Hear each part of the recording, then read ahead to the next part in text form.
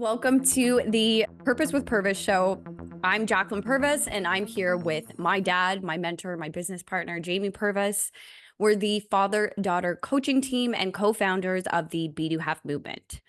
Each week, we're going to be diving into real-life strategies, inspiring stories to help you dream big, find your purpose, and take actionable steps towards living the life you've always wanted. Welcome back to the Dear Realtor segment, where we're talking all things real estate. Today, we're going to be diving into imposter syndrome in real estate, how it can affect your goals, your deals, your sales, and your clients.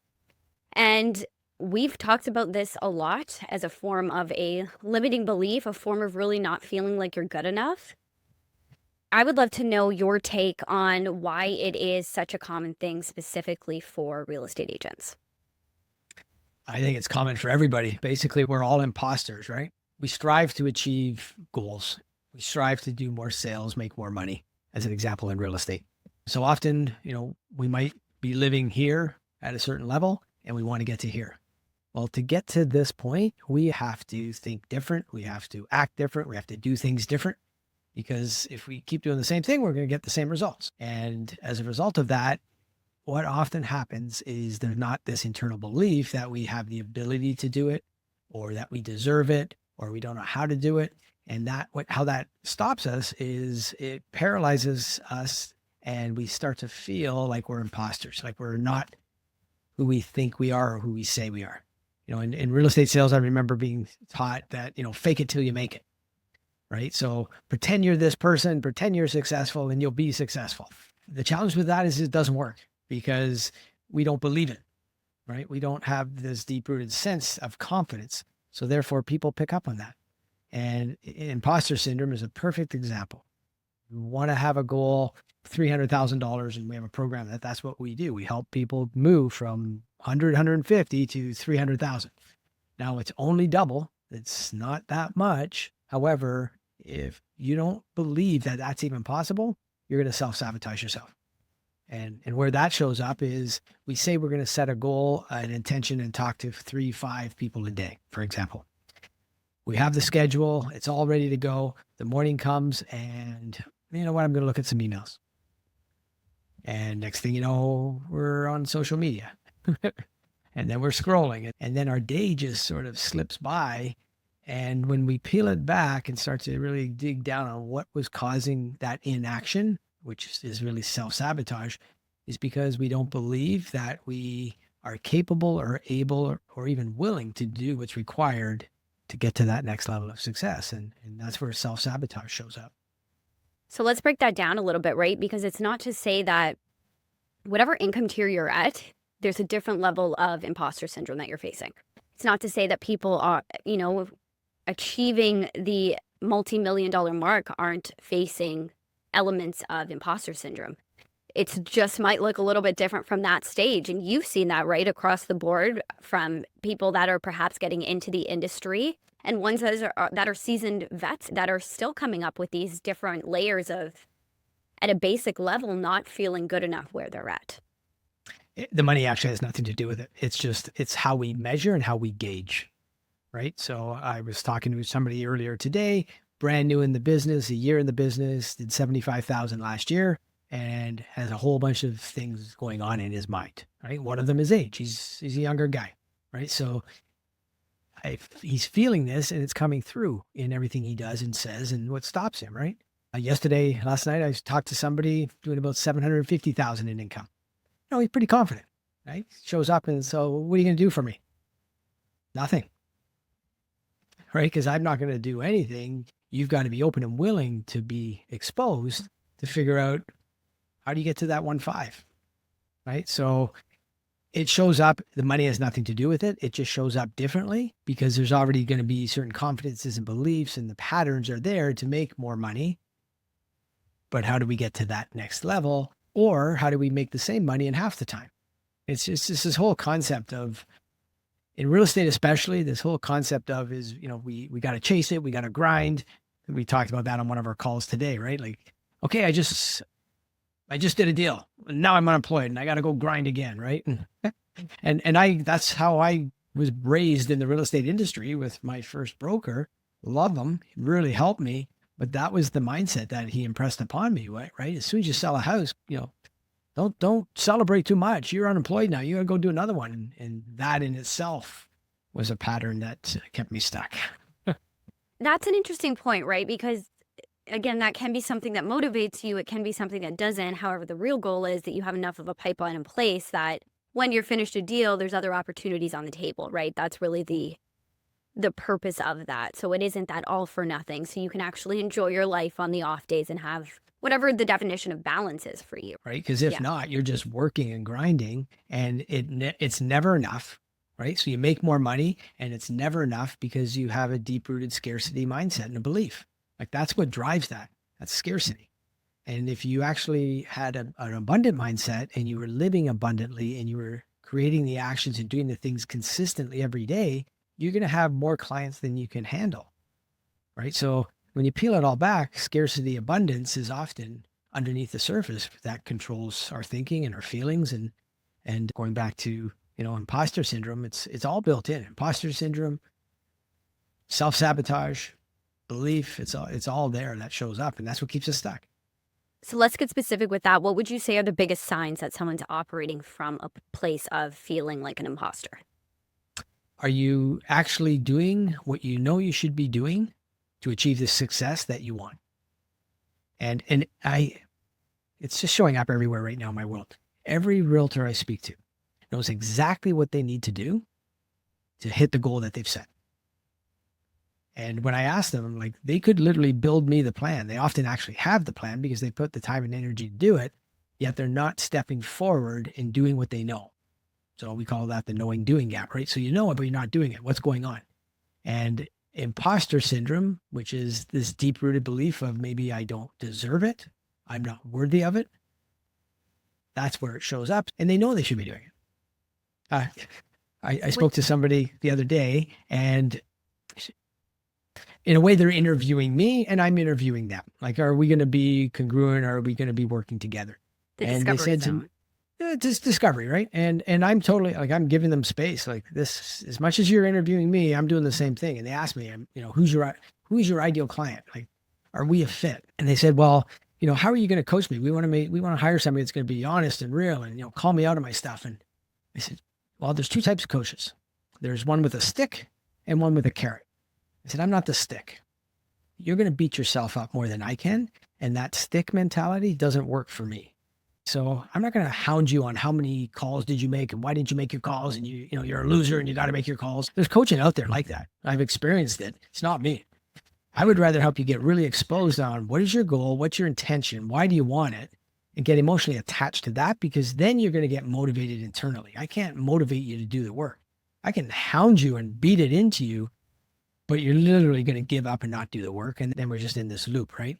So I give her an example. I said, well, how many people did you want to speak to last week? Because I knew she had set a goal. And she said 50. I said, okay. And how many did you actually speak to? She said 20.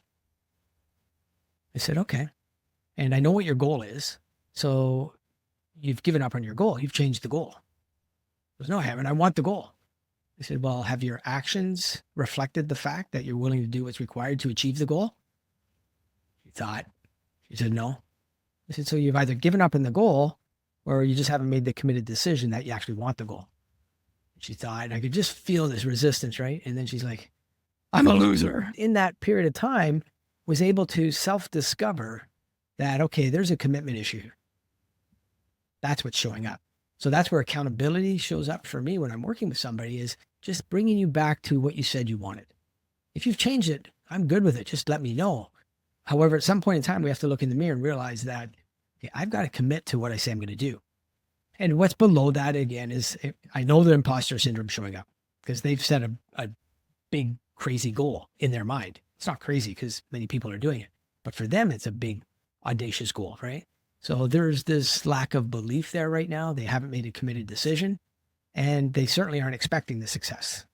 And those are the three things that are going to show up, right? When you've made a committed decision and you actually believe it in yourself and that you're going to achieve it, you will literally start to expect it to happen for you. And that's the congruency of making a decision and just going for it. And that's also how you would know that they're operating from a place where it does exist, where they do feel like an imposter because there's that disbelief in the goal happening. Because it is true, why not do the things that are required to get to that goal and that outcome that you want to have? And it's easier to do when you believe it's possible. It's harder to do when you think perhaps it isn't you or you're not good enough to get to that point because you haven't done it before, because it is something new. So that's really helpful in any agents listening, is starting to recognize for yourself, where are you or aren't you keeping to your word and keeping up with that consistency. Even the whole concept of imposter syndrome, like not everybody's going to say that. Like some people may feel it. You hear that word and some people are going to resonate with it. A lot of people wouldn't even consider imposter syndrome showing up for them, right? So it's just becoming aware of if there's a gap, if there's something internally that you're feeling and you know you should be doing, but you're not doing, there's something holding you back, right? So what's holding you back? And imposter syndrome is tied into that because it's built into a belief that, to have this, you've got to be a certain way, a certain person. And again, the real estate industry tends to compartmentalize people and put them in these boxes, and you've got to be this to do that. And you can be any type of personality. You just have to step into becoming the highest, best version of yourself and letting go of who we've been that's gotten us to a certain level. It's served us well, but now we're at a point in our life where if we're not happy with that or we want a different outcome, we've got to grow. And having a growth mindset and being open-minded are all part of the process.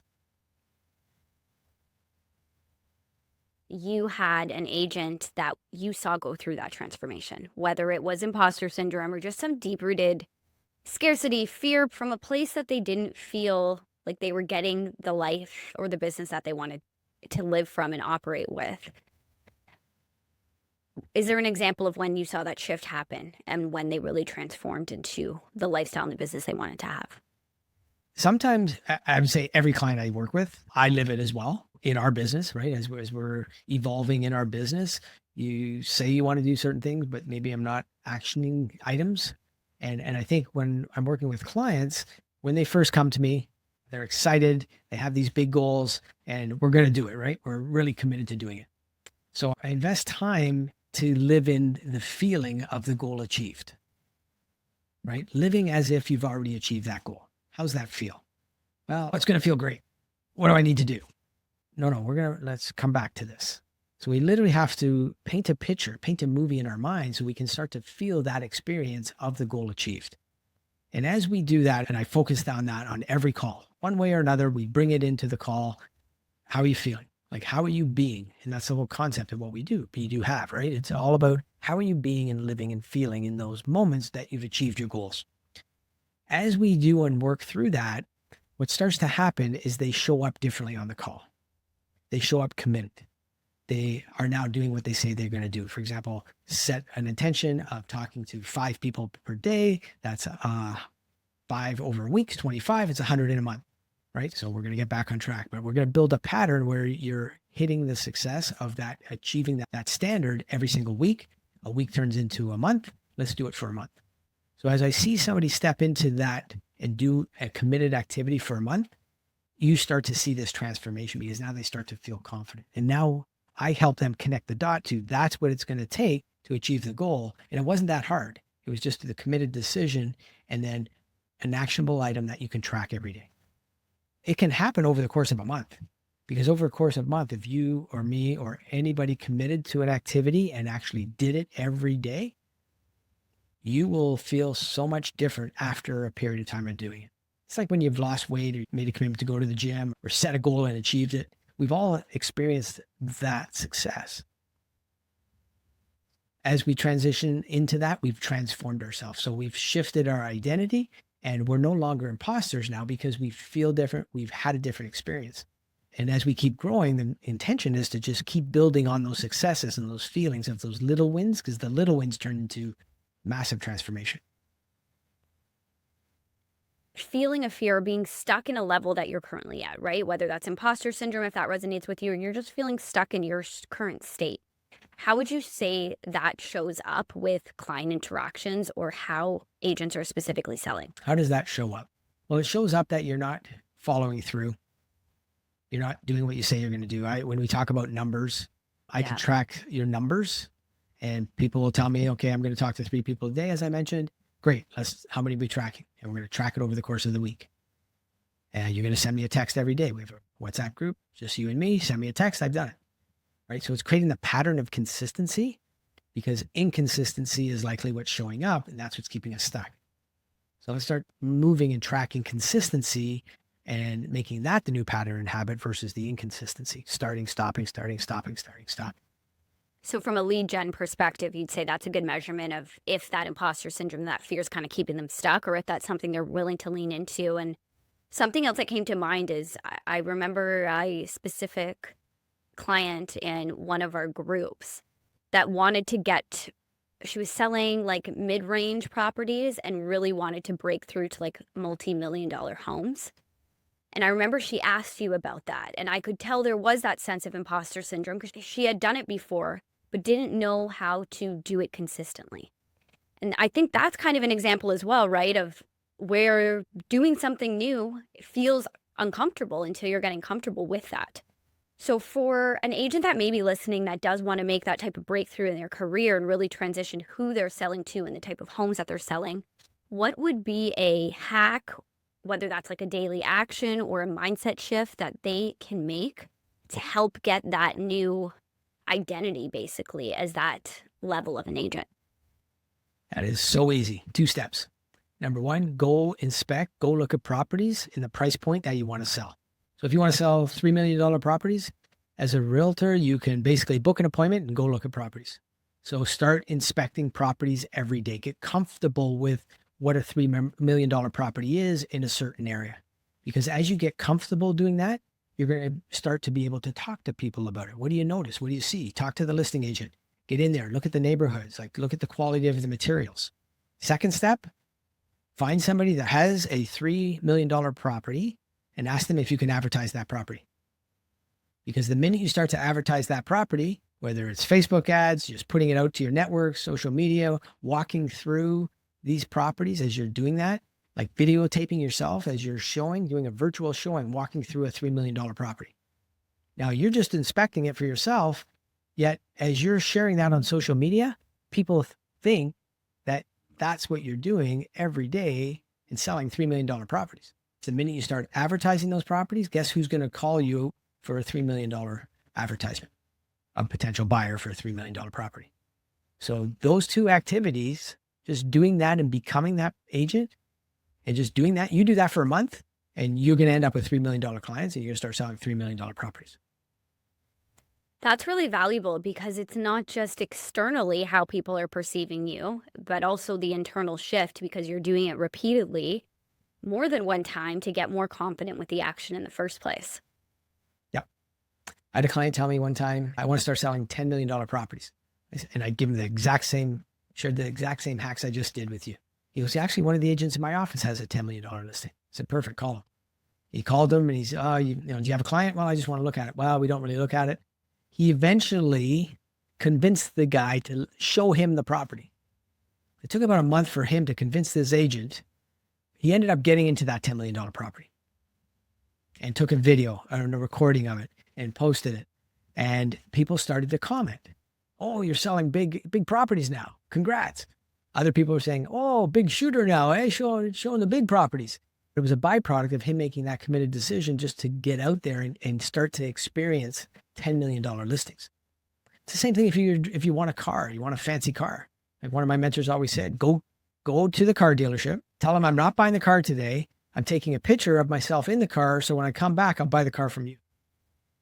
Would you mind taking my picture? Oh, can we take it for a test drive? And his intention, my mentor always said, is get in there, smell it, feel it, drive it.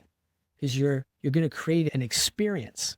So as we create these experiences showing, walking around, looking at more expensive properties, you can actually double, triple your income doing the same amount of work, no extra time, just double or triple your sale price. And that's where imposter syndrome will show up for people. And they just get paralyzed like, oh, I don't know. And that's their mind, self-talk is keeping them stuck. I appreciate you saying that because I think you did mention a lot of the times people don't feel like that's necessarily something they're facing. And I do find that if you're trying to go one step ahead, you might not face that because you know kind of what you need to do exactly to get there. But when you're talking about doubling your income or changing, like not working 6 months out of the year, like, and that isn't something you're already doing, you don't know how to get there. And that's 100% where you're going to feel imposter syndrome. So if you've never felt it before, I challenge you now to think about how you can double the thing that you want to do and then just feel it. Feel it for 1 second to know. Because at the end of the day, I truly believe it's a form of excitement and that fear's coming up because it's something new and it's pushing you outside your comfort zone. It's a really great metric to figure out if you're pushing yourself and if you're really trying to practice who you want to be at a bigger scale. And the minute you feel uncomfortable, what you just shared is the sign you're getting close to your outer limit of what you believe. It's your thought process, your paradigms. So they're basically a multitude of habits that keep us stuck, right? It's just, what we do is so habitual, and our mind is designed to keep us safe, to protect us. So the minute we get to the outer edge of our comfort zone, one of two things is going to happen. You're either going to circle back to what's comfortable, or we're going to say, you know what, I'm going to do it anyway. And I would challenge anybody that's listening to this, whenever you hear this, go look at a very expensive property in your neighborhood. Go inspect it. Go inspect 4 or 5 of them and just experience that. And that doesn't matter if you're selling $1 million properties or 5 or 10, go to the next level, whatever that next level is, because the minute you do that, you now have a visceral experience. If someone's feeling a fear, whether again, that's imposter syndrome or just not feeling good enough in what they're doing, what's something that they can do this week to stop that fear from creeping in? If you asked yourself that question, what am I afraid of? And actually came up with an answer, the answer will help you move in the direction of your fear. And the answer is really interesting. And it's been different every single time because we all have different fears, right? What the answer is going to cause you to be able to make a decision. Are you going to go for what you want, or are you going to allow fear to control you?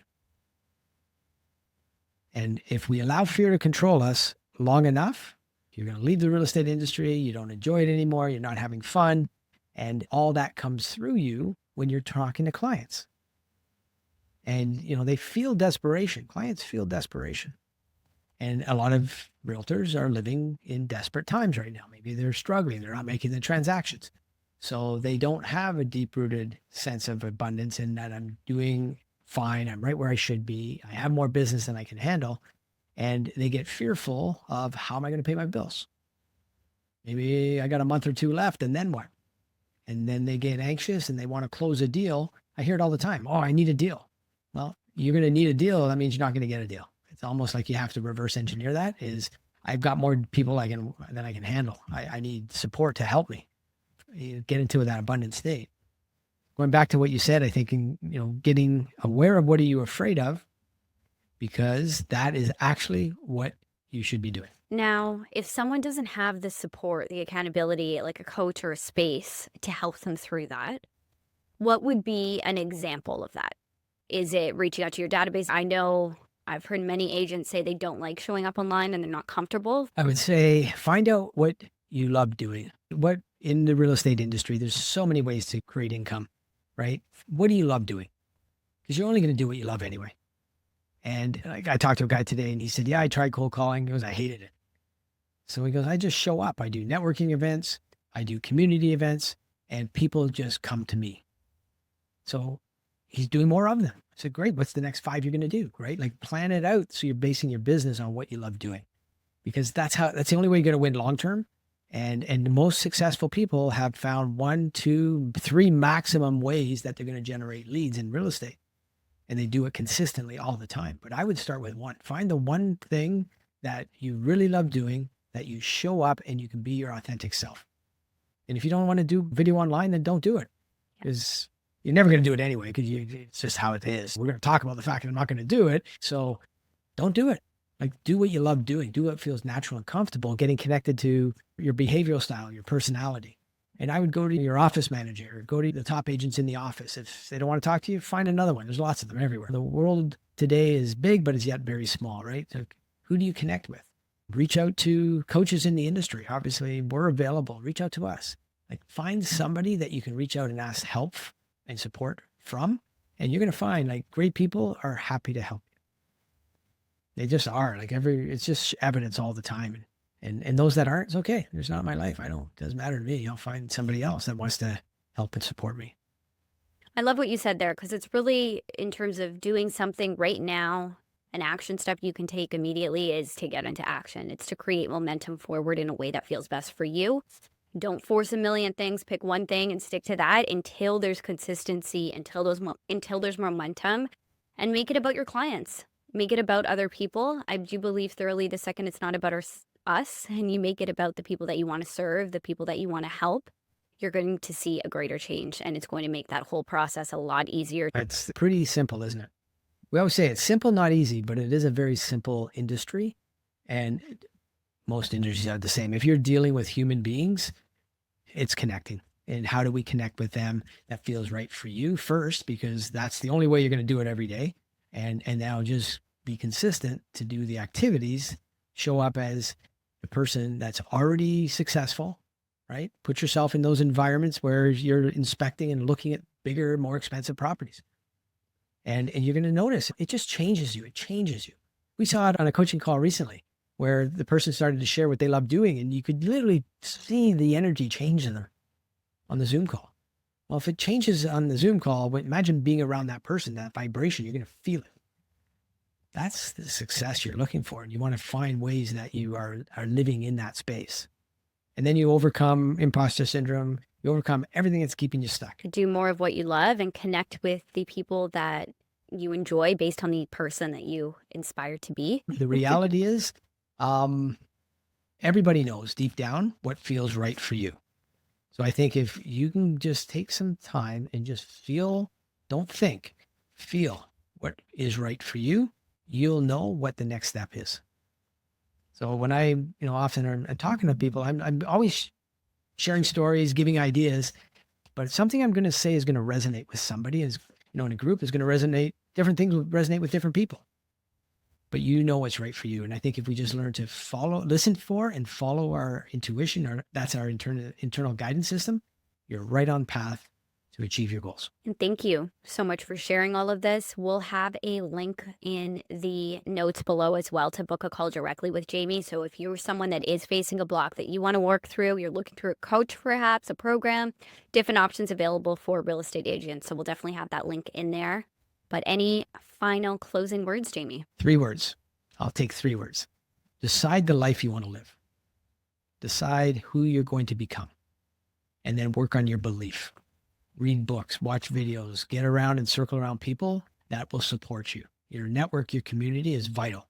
And the minute you deep down believe that you're going to achieve that goal, you'll start to expect the success to happen. So decide, believe, expect. Live life with those 3 words as your driving force, your guiding light, and let the magic happen, and you'll literally transform your life. Thank you so much. And thank you for listening with us today. We invite you to like, share, subscribe to get the episodes first. You'll get notified on those, and we will talk soon.